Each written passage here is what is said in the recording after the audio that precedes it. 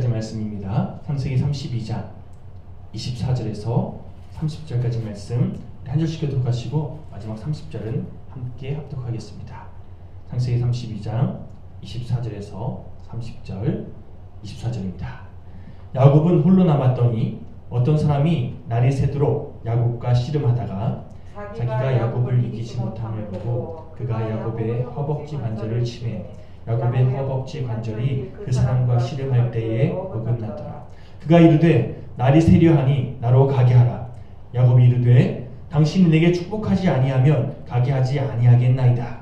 그 사람이 그에게 이르되 내 이름이 무엇이냐? 그가 이르되 야곱이니이다. 그가 이르되 내 이름을 다시는 야곱이라 부를 것이 아니요 이스라엘이라 부를 것이니 이는 내가 하나님과 및 사람들과 겨루어 이겼음이니라.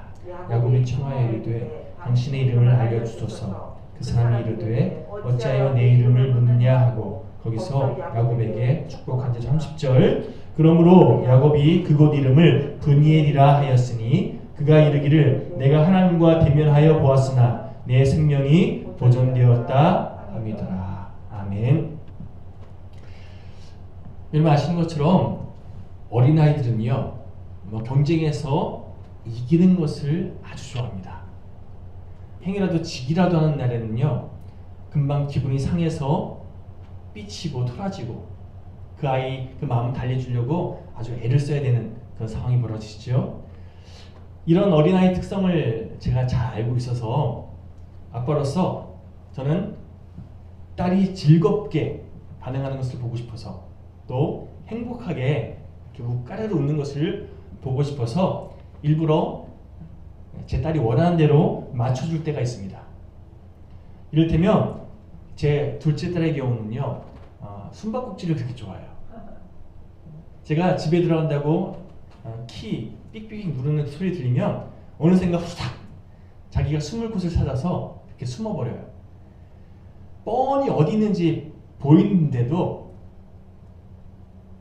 못 찾겠다고 그렇게 한참 못 찾는 척 한 다음에 짠 여기 있었지 이렇게 막 나오면서 그렇게 행복해하는 그 모습 보려고 그 아이가 원하는 대로 맞춰줄 때가 참 많고 또 어떤 때는요 거실 한복판에 이불이 막 이렇게 있어요. 이불 속에 숨은 거죠. 제가 한 번은 이 녀석이 이불 속에 숨은 것이 너무 귀엽기도 하고 해서 이불을 왜 여기 이불이 있지 하고 갖다 놔야겠다 하고 애를 이불채 안아서 이렇게 침실에 갖다 놨더니 그 다음부터는요 매번 그 이불에 숨어요. 뻔히 보이잖아요. 근데도 불구하고 그냥 자기는 이렇게 아빠한테 들려가서 가는 게 너무 좋은 거예요. 그렇게 매번 숨는 그 아이에게 맞춰주는 허리가 아파서 못 들어주는 날에도 그 아이가 원한다면 최선을 다해서 힘써서 아이를 그렇게 안아주는 그런 시간들을 보내곤 하는데 왜 그럽니까? 아이가 그렇게 하는 걸 좋아하니까 그걸 맞춰주는 거죠. 한 번은 아마도 제 큰딸이 7살 정도 됐을 때 있었던 일인데요. 갑자기 그런 생각이 들더라고요. 내가 맨날 져주기만 하면 내 딸이 이기는 것을 당연하게 여기고 그러면 행여라도 이제 학교 가게 되면 친구들하고 뭐 하면서 지거나 뭐 이렇게 1등 못할 때가 많이 있을 텐데 그거 막 못 견뎌하거나 무조건 다른 사람을 막 이기려고 드는 그런 이기적인 아이로 내가 그렇게 만드는 거 아닐까 이런 생각이 갑자기 들더라고요. 그래서 오늘은 교육 차원에서 한번 지는 것도 가르쳐줘야지 져주지 말아야지 이런 생각이 들어서 어떤 게임을 하는데 제가 몇 번을 이렇게 이겼어요. 어떻게 됐겠습니까? 아이가 확 삐져가지고는요 아빠랑 안 놀아! 말도 안 해! 이러면서 저랑 얘기도 안 섞으려 하더라고요. 제가 이렇게 달리고 저렇게 달려서 겨우겨우 너 말하기 싫으면 아빠한테 네가 지금 무슨 생각을 하고 있는지 무슨 마음인지 글로 좀 편지 써서 좀 알려줄래? 하니까 또 자기 방에 가가지고 이렇게 뭔가 좀 그림 편지를 쓰기 시작해요. 막 그림 그리고 거기다가 아직 한글을 잘 못 배웠기 때문에 막 틀린 맞춤법으로 글을 쓰는데 첫 페이지가 아빠 미워예요. 다음 편에 넘기니까 눈물 뚝뚝 흘리는 자기 얼굴 크게 그려놓고 아빠 저 줘 막 이렇게 써놓더라고요. 저 달라는 거예요. 사실 여러분 저는요 약복 강변에서 야곱과 하나님과의 사자가 실험했던 오늘 본문의 내용을 묵상할 때마다 사실 이해가 안 되는 그런 부분이 참 많았습니다. 한마디로 납득이 가지 않는 부분들. 그런데 제가 지금 말씀드렸던 이 딸과의 경쟁에서 이긴 다음에 제가 딸이 원하는 대로 져주고 그래서 딸이 막 기뻐하는 신나는 그 모습을 보면서 하나님께서도 아마 이런 마음으로 야곱에게 져주신 거구나. 야곱에게 맞춰주신 거구나. 이걸 제가 깨닫게 된 적이 있습니다. 여러분, 오늘 그 깨달음을 중심으로 해서 함께 말씀을 좀 함께 살펴보려고 하는데요. 그 전에 먼저 오늘 본문의 내용을 간단하게 한번 짚고 보려고 합니다. 오늘 창세기 32장 말씀은요. 형 에서에게 아시는 것처럼 야곱이 사기를 쳤잖아요. 쉽게 말하면 형 에서에게 축복 기도를 해주려고 하니까 그 축복 기도를 중간에 가로채고 자기가 그 축복을 중간에서 가로채서 본인이 받고 그 일로 인해서 에서가 형이 야곱을 죽이려고 막 그렇게 맘먹는 그런 일들이 벌어지지 않습니까? 결국 형의 그 분노를 피해서 삼촌 라반의 집으로 도망간 야곱이 그곳에서 한 20년 동안 지냅니다. 거기서 가정도 이루고 아무튼 20년 동안 시간을 보내다가 이런저런 사정에 의해서 더 이상 그 지역에서 살 수 없는 그런 상황이 펼쳐지니까 결국 다시금 고향 땅으로 형이 있는 그 땅을 향해서 다시금 되돌아가면서 경험하게 되는 이 일련의 과정을 소개하고 있는데요. 중요한 것은 오늘 본문의 한 장 앞이죠. 창세기 31장 1절에서 3절까지 한번 말씀을 찾아보겠습니다. 창세기 31장 1절에서 3절. 한 목소리로 1절부터 3절까지 함께 봉독할게요. 시작. 야곱이 라반의 아들들이 하는 말을 들은즉 야곱이 우리 아버지의 소유를 다 빼앗고 우리 아버지의 소유로 말미암아 이 모든 재물을 모았다 하는지라. 야곱이 라반의 안색을 본즉 자기에게 대하여 전과 같지 아니하더라. 여호와께서 야곱에게 이르시되 내 조상의 땅 내 족속에게로 돌아가라. 내가 너와 함께 있으리라 하신지라. 이렇게 일련의 과정을 통해서 야곱이 결국 돌아가는 이 과정이 펼쳐지는데요. 중요한 것은 3절 말씀. 야곱이 외삼촌 라반을 떠나서 고향 땅으로 돌아가는 이 과정을 주관하는 진행하는 주체가 3절에 누구라 되어 있죠? 여호와 하나님께서 야곱에게 이르시되 네 고향으로 돌아가라. 이게 중요하다는 거예요. 한마디로 야곱이 이렇게 저렇게 상황에 밀려가지고 어쩔 수 없이 고향 땅으로 돌아갔다 이게 아니라 하나님께서 야곱으로 하여금 고향 땅으로 돌아가게끔 이끄셨다는 거예요. 그 모든 것을 하나님께서 주관하셨다는 거죠. 여러분 그런 의미에서 간절히 바라는 것은 행여 우리가 이사하든지 혹은 직장을 옮기든지 어쨌든 우리가 어떤 결정을 할 때요. 내가 결정한다 생각하지 않았으면 좋겠습니다. 내가 주체가 되는 것이 아니라 그 과정의 모든 주체가 하나님이 되시기를. 하나님이 되셔야 하나님께서 우리를 인도하시는 과정대로 우리가 그렇게 온전하게 걸어갈 수 있다는 거죠. 내 감정, 내 경험, 내 생각을 기반으로 해서 이렇게 A다 B다 결정하는 것이 아니라 언제나 주님의 인도하심을 기반으로 해서 그 주님의 말씀을 순종하는 이것이 우리 삶의 선택이 되고 또한 삶의 과정이 될 때에 그게 복되다는 겁니다. 자, 오늘 본문 내용 다시 돌아와서 어쨌든 하나님의 말씀을 순종해서 고향 땅으로 향하던 야곱이 고향 땅에 이제 가까워지면 가까워질수록 야곱 마음 가운데 두려움이 점점 더 커져갑니다. 왜 그렇습니까? 20년 전에 자기를 죽이려 들었던, 너무나 화가 나서 자기를 막 그렇게 해하려 들었던 에서가 여전히 그 마음이 풀리지 않아서 자기를 죽이려 들면 어떡하나, 이런 마음, 이 걱정, 이 두려움이 야곱을 휘어잡았기 때문입니다. 이제 얼마 지나지 않으면 다시 형을 만나게 될 텐데, 형이 자기를 용서하지 않고 자기를 오히려 해하려 들면 어쩌나, 이 두려움이 야곱을 이렇게 얽매였다는 거죠. 그래서 일단 상황이 어떤지 좀 파악해 보려고 자신의 종들에게 하인 몇 명을 에서에게 먼저 보냅니다. 그래서 에서의 상태가 어떤지 살펴보겠습니다. 근데 여러분, 아니나 다를까 형 에서가 야곱이 돌아온다는 이야기를 듣고 맞이하러 오는데 400명의 장정들을 이끌고 자기를 맞이하러 온다는 거예요. 야곱의 머리가 얼마나 빨리 돌아갑니까? 그냥 오는 것도 아니고 400명의 장정들, 사람들과 함께 무리져서 온다. 뭘 의미합니까? 결국 나와 내 가족들을 죽이려나 보다, 이런 마음이 확 들지 않겠습니까? 이걸 생각하고 나서 야곱이 자신의 하인들 포함해서 모든 가족 일행을 몇 그룹으로 나눕니다. 그래서 첫 번째 그룹은 하인들과 또 재산 이렇게 먼저 보내게 하고, 두 번째 그룹은 자신의 가족 중에서 그래도 좀 약간 우선순위에서 밀리는, 예를 들어서 자신 여자 하인의 태생으로 태어났던 그 아들들 있잖아요. 그 아들들과 하인들을 두 번째 부류로 이렇게 보내고요. 마지막 세 번째 그룹에는요, 누구? 라헬.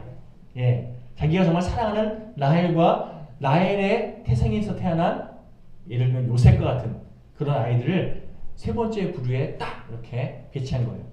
여기서 우리가 주목할 것은요, 두 번째 부류에 레아의 자녀들도 포함되어 있었다는 거예요.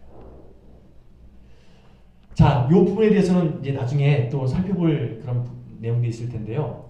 어쨌든 이렇게 부류를 세 그룹으로 나눠서 첫 번째 그룹에는 하인들, 또 두 번째 부류에는 그래도 조금 우선순위에 밀리는 자신의 자녀들과 가족들, 아내들, 그리고 세 번째 맨 뒤에는 자기가 가장 아끼는 그런 아내와 자녀들을 이렇게 무리지어가지고 이제 형님을 맞이하기 위해서 만나야 되니까, 어쨌든 피할 수는 없으니까 그렇게 형님을 맞이하기 위해서 준비를 하는데요. 중요한 것은요,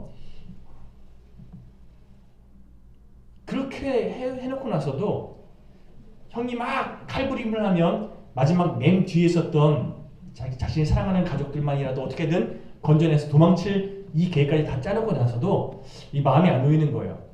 그래서 일단 형을 만나기 전 마지막 하나님께 도와달라고 기도하는, 이것이 오늘 본문에 우리 함께 읽었던 야복 강가에서 야곱이 밤새도록 하나님의 사자와 씨름한 그런 내용을 소개하고 있는 그 내용의 흐름이라는 거죠. 자, 그날 밤 최후의 방법으로 하나님께 간구했던 이 야곱에게, 하나님 제발 좀 도와주세요, 내가 이 어려움을 어떻게든 이겨낼 수 있도록 도와주세요 하고 생명을 구해달라고 간구했던, 간절하게 매달렸던 야곱에게 하나님께서 어떻게 응답하셨습니까? 하나님께서 그날 야곱의 허벅지 관절뼈를 꺾어서 다리를 절개하십니다. 밤새도록 하나님께 매달렸던 야곱, 그 기도의 응답이 다리가 골절되어서 다리를 쩔뚝거리면서 걸을 수밖에 없게끔 그렇게 하나님께서 만드셨다는 겁니다. 살려달라고 기도했는데 오히려 그렇게 기도했던, 간구했던 야곱의 다리를, 몸을 불구로 맞췄다는 거예요.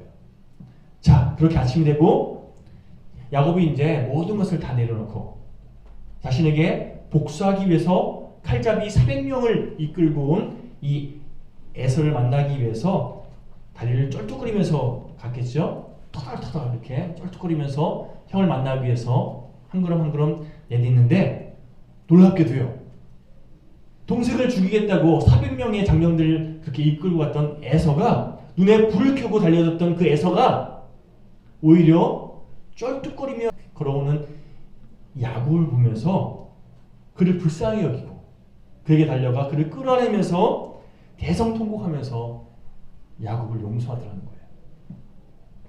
이 둘 사이에 어그렸던 그 감정들이 순식간에 회복되어지면서 관계가 회복되는 은혜가 펼쳐졌다는 거죠. 자, 어떻게 이런 일이 일어날 수 있었을까요? 자, 그 순간 야곱의 모습이 어땠는지 머릿속에 한번 생각해보면 답이 나옵니다. 제가 상황을 쭉 설명드렸던 과정을 다시금 종합해서 야곱이 어떤 모습이었을까요? 밤새도록 하나님의 사자와 씨름하느냐 옷이 어때 막 이렇게 다 저처럼 단정했을까요? 막 장난 아니었겠죠. 그리고 막 넘어지고 막 굴렀을 테니까 더군다나 강가니까 그냥 흙도 아니고요. 젖은 온몸이 그냥 난장판이었을 거예요. 더군다나 다리는 쩔뚝쩔뚝 절고 있습니다. 만약에 그동안 많은 재산을 불려가지고요. 그렇게 기름기가 좔좔 흐르는 그런 모습으로 당당하게 그렇게 형을 향해 나왔으면 아마 에서는요. 그동안 쌓였던 이 분노가 폭발해가지고 결국 이렇게 나에게 다가오냐고 하면서 화를 냈을 거예요. 그런데 오히려 이 사기꾼 녀석 네가 결국에는 이마의 욕골로 돌아온 거냐? 이렇게 제가 조심스럽게 그 에서의 성격에 대해서 이렇게 생각해 보니까 아마도 성경은 그렇게 우리에게 소개하고 있잖아요. 몸에 털도 많고 사냥을 즐겼다고. 에서의 성향은요. 아마 요즘에도 그런 성향의 남자들 참 많은데 의리 막 외치면서 스스로 생각하기에 옳다고 싶은 것은 막 그렇게 즐겨하고 내가 자기 생각하기에 불이다 생각하면요 막 열불리며 달려드는.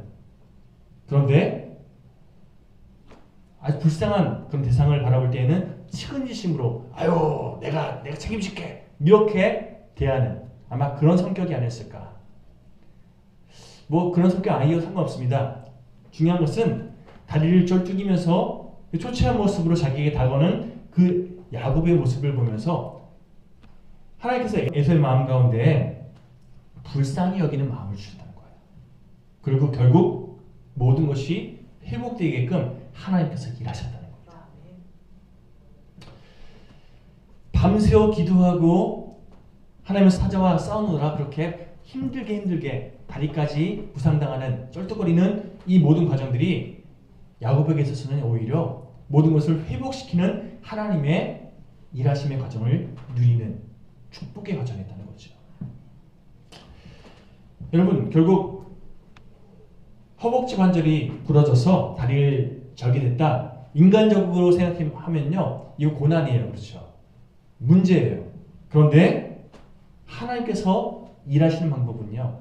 그렇게 내가 의도치 않고 내가 원하지 않은 방법이긴 하지만 그러나 이 모든 것이 결국 나에게도 유익하고 상대방에게도 유익한 과정들로 인도하실 때가 참 많다는 겁니다. 그리고요. 다리를 절개하신 하나님의 뜻에 대해서 좀 이따 다시 한번 말씀드릴 텐데 우리가 미처 생각하지 못했던 이 하나님의 방법들 우리의 열심과 우리의 노력으로는 우리의 방법으로는 결코 얻을 수 없는 그런 더 선한 결과를 하나님께서 우리에게 허락하시는 이 모든 과정들에 대해서 우리가 깨달았으면 좋겠습니다. 그러면 지금 내가 당하는 어려움 이건 나에게 있어서 인간적으로는 어려움이지만 자 다시금 오늘 본문에 소개하고 있는 야곱의 과정들로 다시금 접목해 보면요. 이 모든 과정이 결국 나에게 선한 더 좋은 결과를 허락하시는 하나님의 일하심의 과정이라는 것을 깨닫게 된다는 거죠. 여러분 우리 가운데 어떤 상황이 허락된다 할지라도요. 결국 이것이 나에게 가장 유익한 결국을 허락하시는 하나님의 일하심인 줄 믿고 하나님의 뜻을 구할 줄 아는 저희 모두가 되기를 간절히 소망합니다. 자 그렇다면 지금부터 좀 더 심도 깊은 묵상으로서 말씀 속에 숨겨져 있는 하나님의 뜻에 대해서 구체적으로 하나씩 좀 살펴보기 원하는데요. 자, 우리 창세기 32장 25절 말씀 제가 다시 한번 공독하겠습니다. 자기가 야곱을 이기지 못함을 보고 그가 야곱의 허벅지 관절을 치매 야곱의 허벅지 관절이 그 사람과 씨름할 때에 어긋나더라. 제가 가장 이해가 되지 않았던 부분이 바로 여기에요. 하나님의 사자가 야곱을 이기지 못한다고 생각했다는 것. 이 말 자체가 굉장히 아이러니한 그런 구절 아닙니까? 어떤 분은요, 야곱이 그만큼 열심을 다해서 하나님의 사자와 그렇게 씨름했다. 하나님께 그만큼 열심을 다해 매달렸다. 이렇게 해석하기도 합니다. 물론 그 해석이 틀렸다고 생각하지는 않습니다. 그런데 그때까지 야곱의 삶을 점검해 보면요, 그 누구에게도 지지 않으려고 아등바등거리면서 그렇게 살아왔던, 정말 최선을 다해 살아왔던 이 야곱의 모습, 다짜고짜 자기에게 달려들어서 자기를 쓰러뜨리려고 하는 상대방에게 아마 야곱은요, 그동안의 삶의 경험들 그대로, 그 상황 그대로 자기를 넘어뜨리려고 하는 그 상대방에게 지지 않으려고 정말 밤새도록 버틴 것이었을 것이 분명합니다. 그렇죠? 하지만 여러분, 한번 생각해 보십시오. 제 딸과 제가 어떤 게임을 하면서, 예를 들어 제 딸과 제가 씨름해요. 그러면 제 딸이 아무리 최선을 다해 저에게 달려들어도 제가 정말 마음 먹고 제 딸을 넘어뜨리려고 하면 그 아이는 푸석 넘어지게 돼 있어요. 아무리 최선을 다해 매달려도요, 제가 마음을 먹으면 제 딸은 저를 절대 못 이겨요.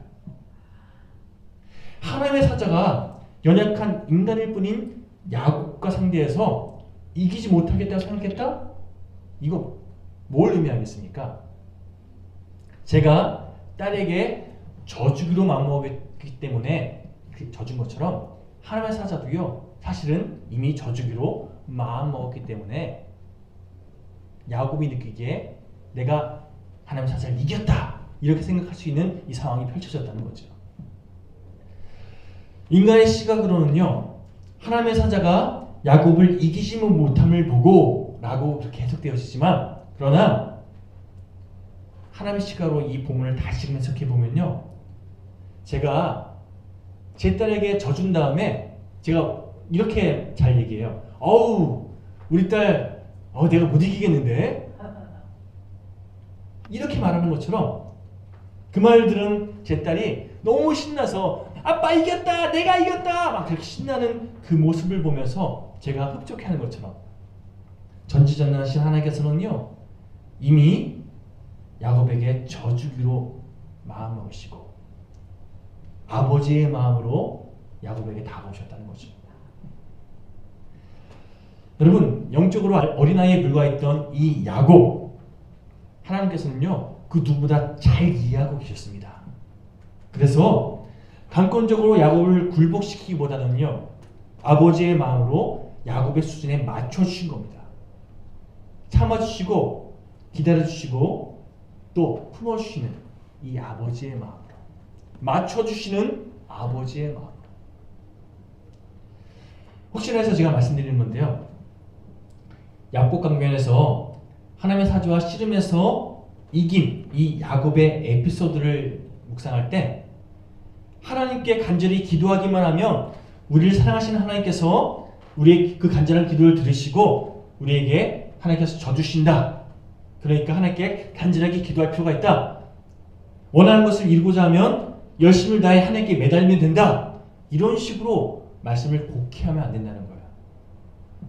제가 앞서 말씀드린 것처럼 하나님께서는요, 우리에게 져주실 때가 있어요. 그런데 우리가 간절하게 기도한 결과, 다시 말해서 우리가 노력한 결과 하나님께서 마음을 바꾸셔서 그 결정을 번복하셨다, 이게 아니라는 거예요. 뭐가 선언되는 거죠? 하나님께서 이미 져주기로 마음 먹으셨기 때문에 그 일이 가능했던 거죠. 하나님께서 이미 우리의 한 사람 한 사람에게 맞춰주기로 그렇게 작정하셨기 때문에 하나님께서 져주는 결과가 나타나는 거죠. 하나님께서 우리에게 져주시는 것은요, 우리의 연약함을 아시는 하나님께서 우리의 노력 여하의 어떤 결과로 하나님께서 져주시는 결과가 나타나는 것이 아니라 하나님께서 우리를 사랑하시기에 우리에게 맞춰주신 결과로 나타나는 과정이라는 거죠. 자, 그렇다면 이 하나님의 관점을 붙잡고 야곱 강변에서 하나님의 사정을 씨름했던 이 야곱의 사건을 다시금 재해석해보면 이렇습니다. 25절, 자기가 야곱을 이기지 못함을 보고 그날 야곱에게 찾아오신 하나님께서는요, 야곱은 지금 자신이 목적하는 거 뭐죠? 에서의 칼날에서 그 위협으로부터 건짐을 받기 원하고 우리 가족들이 정말 잘 살았으면 좋겠고 아무 문제 없었으면 좋겠고 나에게 닥쳐온 이 어려움 내가 잘 이겨냈으면 좋겠다. 하나님, 내가 어려움 없을 수 있도록 도와주세요. 이게 야곱의 목적이었어요. 그래서 하나님조차 이겨먹으려고 그렇게 아등바등거리면서 하나님께 매달렸어요. 그렇지 않습니까? 하나님의 뜻이 무엇인지 야곱에게 지금 이 순간 중요하잖아요. 야곱에게 지금 중요한 것은요, 내가 원하는 그 뜻이 이루어지는 것이 중요해요. 그런 연약한 야곱의 자아를 너무나 잘 아시는 하나님께서 이 사랑하는 야곱에게 맞춰주기로 작정하셨다는 거예요. 중요한 것은 야곱이 내가 스스로 이렇게 열심히 매달렸더니 이겼다 이렇게 착각하지 않게 하시려고 나중에라도 아 이거 하나님께서 져주셨구나 이거 깨닫게 하시려고 하나님께서 야곱의 허벅지 관절을 내리셨다는 거예요. 그가 막 의기양양한 모습으로 내가 하나님 이겼어 이렇게 처신하지 않게끔 쩔뚝거리는 다리로 내가 어제 밤새도록 애써서 하나님께서 나에게 이렇게 기도 응답하셨구나 하나님께서 나에게 져주셨구나 이거 나중에라도 깨닫게 하시려고 허벅지 관절을 이렇게 내리치셨어요. 여러분 이 허벅지 관절에 대해서 개혁한 걸 예전 성경에서는요 환도뼈라고 그렇게 번역하고 있는데요. 이게 어떤 부위인지 제가 찾아봤습니다. 엉덩이 아래쪽에 골반과 다리를 연결하는 이 관절 부위를 의미한다고 하더라고요. 한마디로 지지 않으려고 있는 힘을 다해 버티는 이 관절 부분, 자신의 능력을 의지해서 두 다리로 힘껏 버티려고 있는 야곱의 버팀목과 같은 그 환도뼈를 하나님께서 내리치심으로 더 이상 너의 능력, 너의 힘을 의지하려 들지 말고 이후로는 여호와 하나님만 의지하며 살아가려. 너를 의지하지 말고 하나님만 의지하려 이것을 말씀해 주셨다는 거예요. 자, 그 이후에 야곱에게 하나님께서 물으십니다. 본문 27절 함께 공독해 볼까요? 시작. 그 사람이 그에게 이르되 내 이름이 무엇이냐? 그가 이르되 야곱이니이다. 여기서 너의 이름이 무엇이냐라고 물은 그 이름에 해당되는 단어가 히브리어로 쉔이라고 합니다. 이게 어떤 사물이나 사람을 지칭하고 호칭하는 이 정도의 머무는 게 아니라 다시 말해서 이게 이름이 뭐죠? 장로님? 이거 휴대폰이죠. 자, 이런 식으로 이 물건의 이름, 어떤 사물의 이름을 지시하는 그 단어가 아니라 이 쉔이라는 단어는요 그것의 존재, 그것의 성격, 그것의 속성을 드러낼 때 사용하는 단어라고 하더라고요. 그런 의미에서 너의 이름이 무엇이냐? 이 하나님의 질문은요 너 지금까지 어떤 존재로 살아왔냐? 너는 지금 어떤 존재냐? 이걸 물으신 거예요. 야곱이 하나님의 질문을 듣고 나는 야곱입니다 라고 대답하죠. 너 어떤 존재냐? 라는 질문에 야곱의 뜻이 뭐죠? 야곱이라는 이름은요 에서의 뒤꿈치를 붙잡고 태어났기 때문에 뒤꿈치를 붙잡은 자라는 뜻이 있어요. 한마디로 다른 사람의 뒤꿈치나 붙잡고 사는, 다른 말로 또 심하게 말하면 사기치는 자라는 뜻이 또 있더라고요. 자기의 유익을 위해서, 자신의 계획을 위해서 다른 사람 뒤꿈치 붙잡으면서 그렇게 살아왔던 존재였습니다. 이 고백하고 있는 거예요. 자기가 의도치 않게 지금 이것을 고백하고 있는 거죠. 하나님께서는요 너는 지금 어떻게 살아왔니? 너는 지금 어떤 존재니? 이렇게 물으시면서 하나님, 저는 다른 사람의 발목이나 잡았던 인생입니다. 저는 내 유익을 위해서라면 다른 사람을 해쳤던, 빼앗았던 인생이었습니다. 이렇게 고백하게끔 이끄셨다는 겁니다. 그리고 그동안 수단과 방법을 가리지 않고 자신의 목적을 달성하기 위해서 그렇게 최선을 다해 애써왔던 야곱에게 하나님께서 이렇게 말씀하십니다. 28절 함께 목격해볼까요? 시작. 그가 이르되 네 이름을 다시는 야곱이라 부를 것이 아니요 이스라엘이라 부를 것이니. 더 이상 너 야곱으로 살지 말고 이스라엘로 살아가라 라고 하나님께서 말씀하셨다는 겁니다. 이스라엘이라는 뜻은요, 흔히 싸우다, 겨루다 라는 그런 뜻으로 많이 해석하는데, 그래서 하나님과 싸워서 이긴 자들 이렇게 해석합니다. 그런데 이 이스라엘 뜻에는요, 다스리다 라는 뜻도 있어요. 그런 의미에서 하나님과 싸워서 겨루어서 이긴 자란 이렇게 해석할 수도 있지만, 엄밀히 말해서 지금 하나님께서 이스라엘이라는 이름으로 주신 가장 중요한 목적은 뒤의 단어, 뜻, 쉽게 말해서 하나님께서 통치하신다, 하나님께서 다스리신다, 이게 더 합당한 의미입니다. 너 다른 사람의 발목이나 잡는 그런 이기적인 존재로 살지 말고, 야곱으로 살지 말고, 이후로는 하나님께서 다스리는 존재로 살아가라, 이렇게 말씀하셨다는 거예요. 두 번째에서 다시 말해서 하나님께서 통치하신다, 하나님께서 다스리신다, 이렇게 만약에 그 이름을 다시금 해석해 보면요, 말 그대로 넌 나의 백성이다, 이렇게 그 이름을 해석할 수 있어요. 여러분, 하나님과 겨루어 이긴 자 첫 번째 의미로 만약 해석할 경우에, 다른 사람의 발목이나 잡았던 야곱이 어떻게 하나님과 싸워서 이길 수 있겠습니까? 제가 지금까지 계속 얘기했던 것처럼 뭐 때문에 가능했던 거죠? 하나님께서 저어주셨기 때문에 가능했던 거죠. 그럼 뭘 전제합니까? 하나님께서 사랑하는 자녀로 야곱을 생각하셨기 때문에 가능한 일이었다는 거예요. 그런 의미에서 뭐 어떻게 해석하든 결론은 그렇습니다. 나는 너를 사랑한다 라는 의미가 이스라엘이라는 이름 속에 담겨 있고요. 그러니까 너는 나에게 다스림을 받는 그런 존재로 살아가라, 이런 의미가 담겨 있다는 거예요. 결국 너는 더 이상 야곱으로 살지 말고 나에게 사랑받는 자녀답게, 하나님의 백성답게 하나님의 은혜 안에서 살아가라, 이렇게 말씀하시는 하나님의 음성이 담겨 있다는 거죠. 이쪽에서 우리가 함께 한 가지 더 짚고 넘어가겠는데요. 성경에 보면 보통 하나님께서 새로운 이름을 부여하시면, 이름이 바뀌면 성경에서 바뀐 이름으로 그렇게 기록되기 시작하거든요. 예를 들어서 아브라함에서 아브라함으로 이름이 바뀌면, 하나님께서 그 이름을 부여하시면 성경은요, 그전까지는 아브라함이라 쓰지만 그 다음부터는 바로 아브라함이라 그렇게 기록하거든요. 그런데 야곱은요, 이스라엘이라는 이름을 부여받았음에도 불구하고 한동안 이스라엘로 불리지 않아요. 계속해서 야곱은 하면서 야곱이라는 이름으로 기록됩니다. 뭘 의미합니까? 하나님께서 주신 그 이름의 의미대로 살지 못했다는 거예요.